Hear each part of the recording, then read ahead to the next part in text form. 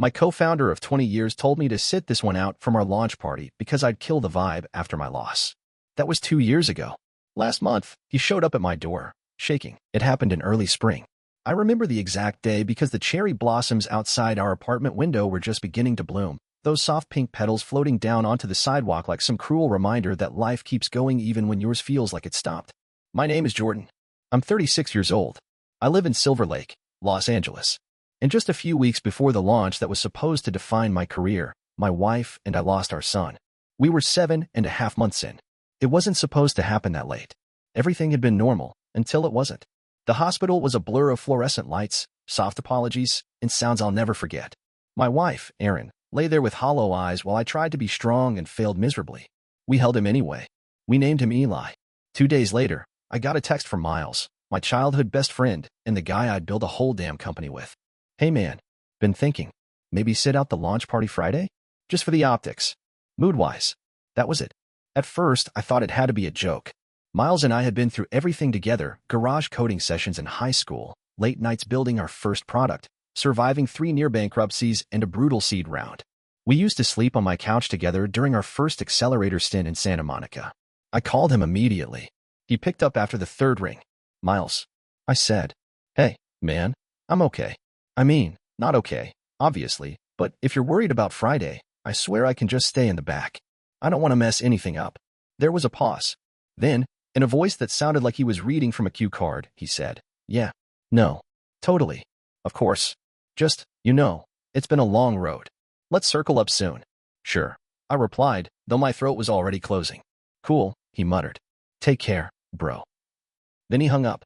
That was the last time we spoke that week. I watched from home as our launch party filled my feed. Champagne flutes, spotlit stages, VC selfies, Miles in a white button-down laughing with people I barely recognized. I wasn't even tagged in a single photo. Our baby, the app, not the one we'd lost, was finally born. And I wasn't invited. I didn't tell Erin. She had enough sadness to carry. But something shifted in me that day. A quiet betrayal, not shouted or slammed, but whispered through absence. And it hurt more than any of the noise ever could. A couple weeks after the launch party, I found myself scrolling through old photos at 2 a.m. Most of them were of Erin and me, baby books we never got to finish, ultrasound snapshots, our stupid attempts at nursery paint colors. But then I stumbled on an old group shot from a barbecue 2 summers ago, and there he was. Nate, my cousin, laughing with a beer in one hand, a hot dog in the other. We drifted, not out of any big fight, just life. Work, distance, routine. But he was always the one person outside of Miles I trusted creatively. He designed our first brand deck, our second logo, even the t-shirts we handed out at TechCrunch that one year when we still thought startup fame would fix everything. I texted him at 2:08 a.m. You up? To my surprise, he replied instantly. For you? Always. You okay? The next day, we met at a diner off Glendale. He showed up with a sketch pad under one arm and that same goofy smile he's always had, like he refuses to let life get too heavy even when it is. Damn, man, he said, pulling me into a hug. You look like you haven't slept since Obama was in office. Not far off, I muttered. He didn't press. Didn't ask for the whole story. Just let me talk when I wanted and stayed quiet when I couldn't. From then on, we started meeting regularly, sometimes just grabbing coffee, sometimes sitting in silence at his studio while he played with fabric samples and prototype designs. He was working on this hybrid fashion tech line, something I didn't fully get at first but grew to admire the more I saw it evolve. It's not just clothes, he explained one night while pinning LED thread samples to a denim vest. It's mood responsive. The color shifts with biofeedback. I blinked. So, like a 2025 mood ring? He laughed. Exactly. But cooler. When he finally got the funding to do a proper launch gala, he called me the same night. Look, he said, I know it's a weird ask, but I want you to help run it. You have the eye, the instincts, the calm under pressure gene I absolutely do not have. I hadn't touched anything creative since we lost Eli. But the idea of building something again, of making a night beautiful for someone I trusted, felt like oxygen after months underwater. So I said yes. We threw ourselves into it. Venue scouting in the arts district.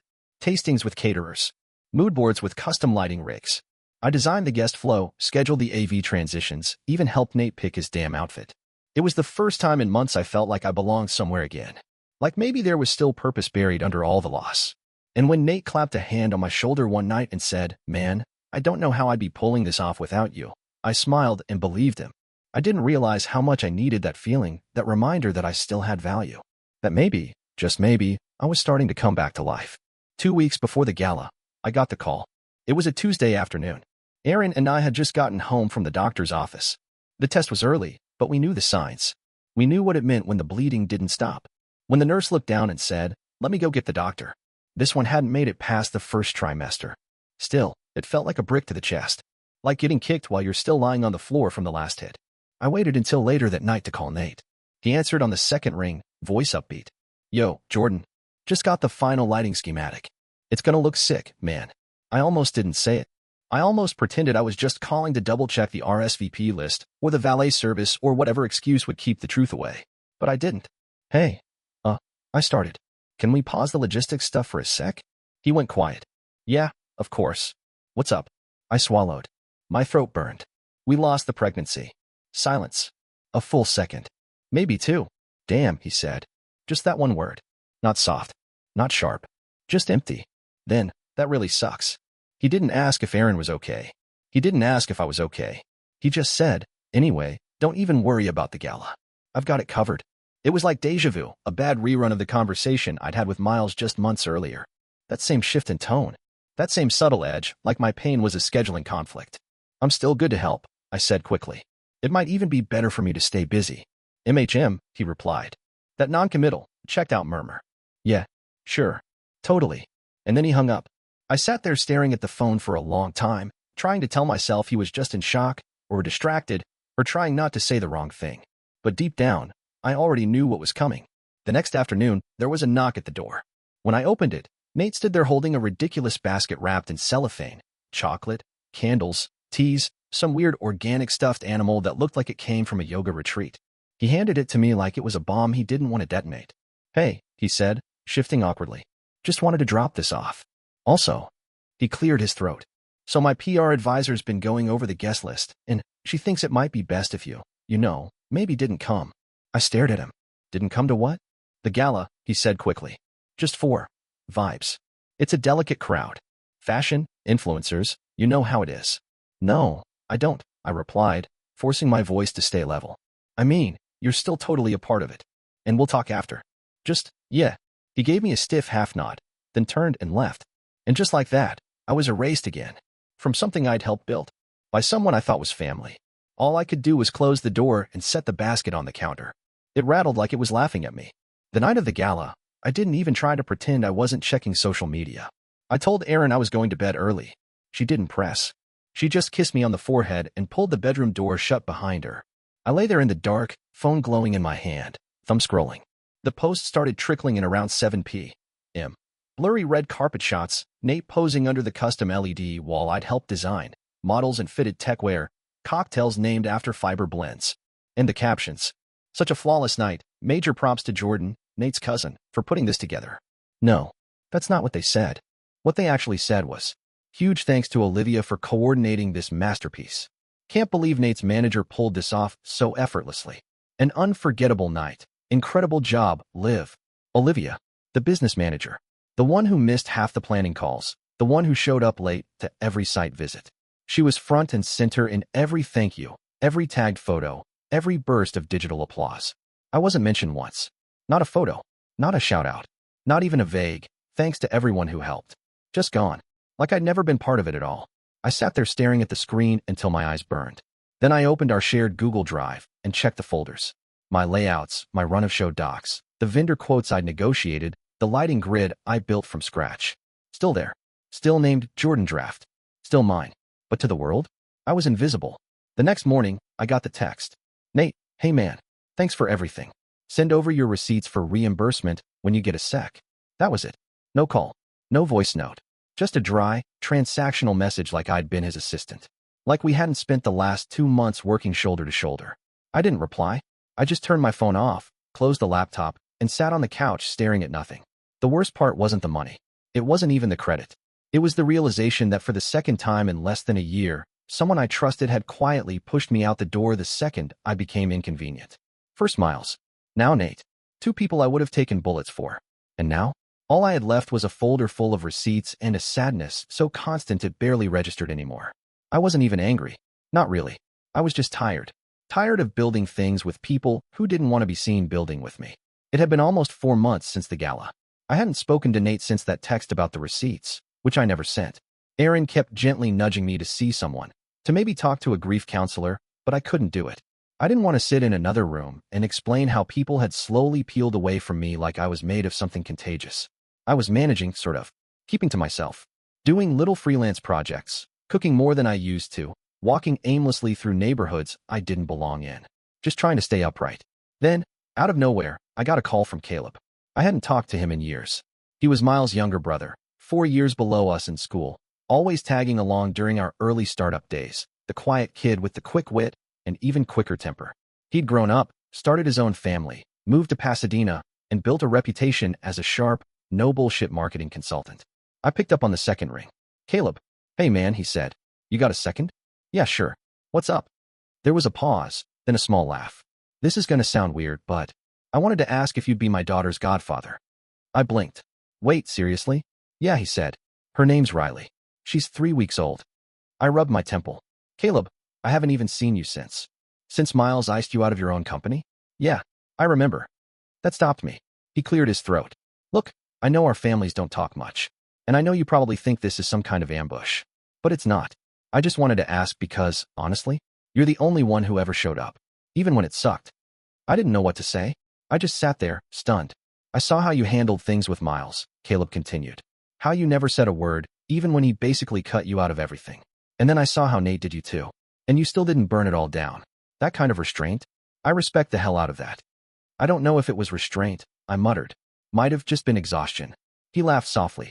Either way, it mattered. I didn't say yes right away. I told him I needed to think about it, and he understood. But 2 days later, I called him back. I'm in, I said. Yeah, he replied, sounding genuinely happy. That's awesome. We're doing a small naming ceremony next month. Nothing fancy, backyard, tacos, maybe some acoustic guitar. I'll help plan it, I said before I could stop myself. You sure? Yeah, I said, already picturing the layout in my head. I want to, and I did. For the first time in a long time, I wanted to show up for something again. Not because I owed anyone, not because I had something to prove, but because someone had asked, not as a backup, not as a footnote, but as someone who mattered. Maybe that's what healing looked like. Not forgetting the hurt, but choosing to build something new anyway. The naming ceremony was simple, just like Caleb promised. Backyard setup in Pasadena, string lights swaying overhead, folding chairs on freshly mowed grass. A taco truck parked by the driveway, soft jazz playing from a Bluetooth speaker someone had duct taped to a pole. It wasn't fancy, but it felt right. People smiled when they saw me. No side eyes. No careful questions. Just hugs and handshakes and plates piled high with carnitas and guac. Riley slept through most of it, her tiny head wrapped in a white cotton bonnet, nestled in her mother's arms. Caleb's wife, Jenna, was warm and real. She hugged me like we'd known each other for years, not minutes. The whole thing had this low-key joy that reminded me what family could feel like when it wasn't twisted into something transactional. I was helping the guitarist get his gear out of the car when I saw him. Miles. Leaning against the gate by the side of the house, sunglasses on, hands jammed in his pockets like he was the guest of honor. He hadn't gone through the front, hadn't greeted anyone. Just snuck and quiet, like a ghost who hadn't figured out he was dead yet. I froze. He looked thinner than I remembered. Still stylish, still expensive looking. But his energy was different. Tense. Flickering. Our eyes met for half a second. He didn't wave. He didn't nod. He just turned around and slipped back out the side gate like a coward in reverse. I was still standing there when my phone buzzed. Miles, real classy. Poaching family now? I stared at the screen, my stomach tightening. Miles, guess you finally got what you wanted. Congrats on replacing me. I walked around to the back porch, away from the guests, and called him. He picked up on the first ring. You've got some nerve. Miles, what the hell are you talking about? You think I don't see it? His voice was sharp, angry. You weasel your way into Caleb's life like you're some saint. Suddenly your godfather? What? You lining up your next business partner too? I felt the old anger rise, slow and steady. I didn't ask for this. Caleb did. Because I've actually been there for him. Bullshit, he snapped. You always play the victim. Like you're the wounded genius and everyone else is out to get you. You cut me out, Miles. From our company. From my own launch. He scoffed. Because you made everything about you. You were dragging the vibe down. Investors were nervous. No, I said, voice cold. You were nervous. That people might see I was the one holding it all together. That's when Caleb appeared behind me. He didn't say anything at first, just stood there, arms folded, listening. Miles kept going. He's not even your family, Jordan. You don't belong there. You don't belong anywhere. And then Caleb stepped forward. That's enough. Miles turned. Stay out of this, Caleb. No, Caleb said. I won't. You haven't shown up to a single family event in 2 years unless it was to cause a scene. You don't get to decide who belongs. You really want to do this? Miles sneered. You want me to remind everyone what happened in Chicago? Want me to dig that up for the press? That's when Jenna walked out with Riley in her arms. You need to leave, she said quietly. Miles looked at all three of us, jaw tight. But he didn't argue. He just turned and walked back through the gate he'd slipped in through, disappearing into the street like smoke. No more texts. No more threats, not yet. But we all knew this wasn't the end. This was just the first crack. The real collapse hadn't even started. It started 2 days after the naming ceremony. At first, it was just a strange email forwarded from the HR lead at the agency where I did consulting work. The subject line read, FYI, anonymous concern. Inside was a screenshot of a message sent through their company contact form. Be careful with Jordan Ellis. He's emotionally unstable and has a history of sabotaging people he works with. Don't say you weren't warned. No name. No contact info. Just that. Signed concerned former colleague. I knew exactly who sent it. By the end of that week, 3 more similar emails hit 3 different inboxes. My web design client, the venue owner I'd helped through a branding revamp, and a nonprofit I'd started doing light strategy for. All with the same pattern. Same tone. Same weaponized vagueness. I didn't respond. I figured it would fizzle out if I ignored him. It didn't. Then came the social media phase. Fake accounts started cropping up, all with throwaway usernames, Truth Seeker LA, behind the brand. Not all nice guys. They posted screenshots that were either heavily edited or outright fake. DMs that painted me as manipulative. Comments under my old posts with vague accusations like, ask him why Caleb really cut ties with his own brother. One account even used an old photo of me and Miles from our college days, cropped to make it look like I was shouting while he calmly listened, some twisted visual metaphor. Erin saw it before I did. Babe, she said, standing in the doorway of the bedroom, her face pale. I think you need to see this. The account had tagged her personal page. The post claimed I was using a fringe tragedy for sympathy and inserted himself into other people's families for control. I reported it, blocked it, but more kept popping up. Then it got worse. One night, Caleb's wife, Jenna, caught him in their home office during a small dinner party. He wasn't supposed to be there, Miles. She'd stepped away to check on the baby monitor and came back to find him hunched over her desk, flipping through a drawer. She didn't scream. She just stepped into the room and said, Miles. He looked up, slow and deliberate, like he wasn't surprised to be caught. You shouldn't be here, she said. He didn't move. Then she noticed what was in his hand, a folder. Inside, a printout of Jordan's address, along with Riley's pediatrician records and the preschool application form she and Caleb had filled out last week. What are you doing? She whispered. I just wanted to make sure my niece is safe, he said, placing the folder back in the drawer like nothing had happened. Jenna told Caleb that night. Caleb told me the next morning. I didn't sleep. From then on, the harassment became constant background noise. Drive-bys at our house, a silver SUV that would slow down outside our place around 11 p.m., just long enough to make me wonder. Dead air voicemails. Fake appointments booked through my freelance site under the name J. Ellis that would never show up. Photos of me on the street that appeared in random Reddit threads tagged TextCam Watch. It was escalation, slow, steady, intentional. Like he was trying to wear me down without ever crossing a line loud enough for the cops to touch. But it was more than just about me now. He was going after Caleb's family. After Erin. After a child. Whatever had snapped in Miles wasn't just personal anymore. It was war. And he didn't care who got caught in the fallout. There was a part of me that wanted to hit back. Hard. I had the dirt. God, did I have the dirt? I knew what Miles did to our third co-founder back in the early days, the one who mysteriously stepped away just before our Series A closed. I had emails, contracts, NDAs with redacted names and whispered threats behind them. I could have gone scorched earth. But I didn't. Not because I wanted to be noble, but because I knew that's exactly what he wanted, for me to come down to his level, to scream into the fire until I lost everything just trying to be heard. Instead, I documented. Caleb connected me with his IT security guy, this quiet ex-military dude named Ron who wore a different hoodie every time we met.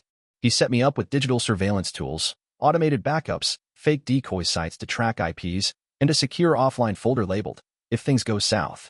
We cataloged everything. Every fake account. Every email. Every social post that mentioned my name with even a trace of libel. Then came the doorbell cameras. The plate reader software. The background checks on new clients. All of it, fed into an airtight packet of evidence that Ron said would survive a federal audit. Meanwhile, Caleb and Jenna didn't just sit on the sidelines. They started gathering their own data. Jenna had saved the security footage of Miles in their office. Caleb went back through old emails, and what he found floored both of us. Turns out, this wasn't new. Miles had pulled similar stunts years ago, passive-aggressive vendettas against ex-friends, business partners, even two old roommates. Always subtle, always deniable, always just under the legal radar. He was a pattern, not a person. By the time we met with the attorney, we had a full report. 58 pages. Indexed, timestamped, cross-referenced with statements from 6 different witnesses, 2 of whom worked in tech PR and had quietly blacklisted Miles years ago for erratic client behavior. But we didn't send it to the cops. Not yet. We called a family meeting instead. Caleb reached out to the ones who still had since 2 cousins, an aunt, one uncle who used to co-sign Miles' lease back in the day. We told them what was happening. We showed them the evidence. And we watched their faces shift from confusion to horror to silent understanding. You need to set boundaries, Caleb said, steady and clear. He's not well, and he's dangerous when he feels ignored. His aunt wiped tears from under her glasses. We thought he'd grown out of it. He used to be like this in high school, but we blamed the stress. No, I said. This is who he is. And unless someone finally stands up to it, it's never going to stop. That night, we drafted a collective statement, a no-contact agreement. Every relative in that room signed it. No more visits. No more messages. No more just checking in. If he tried to reach out, it would be documented, escalated, and taken seriously. For the first time, I felt a shift. Not revenge. Not justice. But peace. Peace built not on rage, but on boundaries. Proof. And the quiet support of people who finally saw the truth. And through it all, I never leaked a thing. Never exposed his past. Never sold a story. Because I didn't need to. The truth was already heavy enough to crush him on its own. The formal agreement was delivered by email first, then printed and mailed. Nothing dramatic. Just quiet words with legal weight behind them. A no-contact clause, signed by 8 family members, including Caleb and Jenna. Miles never replied. But we knew he read it. One of the burner accounts he'd been using went dark less than an hour after the delivery confirmation. The SUV that had been circling Caleb's block every other night? It vanished. My inbox? Quiet for the first time in months. He didn't fight it. He just disappeared.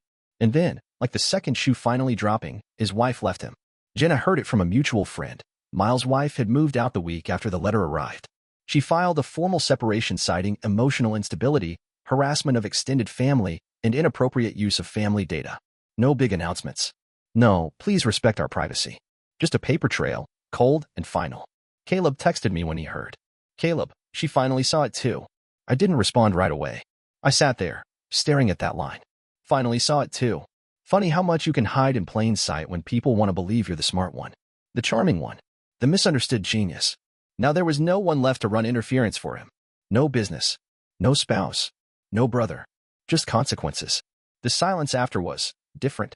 Not the anxious quiet from before, where I was always bracing for the next hit. This was stillness. Settled. Uncrowded. I started sleeping through the night again. Erin said my shoulders didn't feel like stone anymore when she hugged me. I went back to working with small clients. Creative work I actually cared about. Nothing flashy. Caleb and I started kicking around ideas for a new platform. Small, ethical, tight-knit. No VCs. No hype. No Miles. And through it all, Riley grew. She was 7 months old now, a ball of chubby legs and babbling sounds and drool-covered fingers. Every Sunday, I'd go over for brunch. Caleb would flip pancakes, Jenna would put on old records, and I'd hold Riley in my lap while she gnawed on a teething ring and made faces at my beard. They didn't say it outright, but I could feel it. I was part of their home now. Not a visitor. Not a placeholder. Family. Chosen, not forced. One afternoon, Jenna caught me cleaning up juice cups and muttered, "You know, if we hadn't drawn that line, he'd still be circling all of us." "I know," I said. She looked at me, serious. "Thank you for not dragging us all down with him." I nodded, because that was the truth. The peace didn't come from winning. It came from stopping. From drawing a line so clear that no one could pretend not to see it anymore. No police.